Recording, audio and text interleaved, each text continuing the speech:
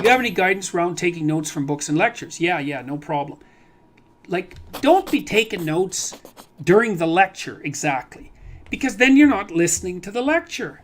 It's like, listen to the lecture and then take notes afterwards. Now, that doesn't work for every discipline, but it certainly works for disciplines like students in my lectures. I always tell them, don't take notes during the lecture. Listen to the damn lecture.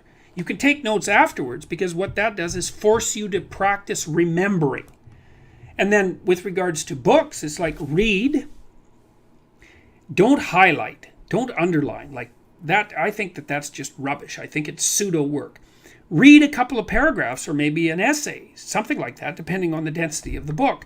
Close the book. Think about it. Write down what you're thinking. Write down what you remember. But in the context of what you're thinking about, because that instantiates it into your memory and puts it at hand. Like, people ask me, for example, how it is that I can remember all the things that I talk about extemporaneously when I'm lecturing. And the reason for that is because I've thought them through. You know, I read them and I think, oh, okay, well, that's an interesting idea. How does it relate to all these other ideas that I know? Like, what is its significance for this idea, and what's its significance for this idea, and do I believe it, and how might I criticize it? So it's kind of like I'm attaching little memory hooks to it in 5 different ways, and then I've got it. It's part of me, and that seems to be part of recall rather than recognition.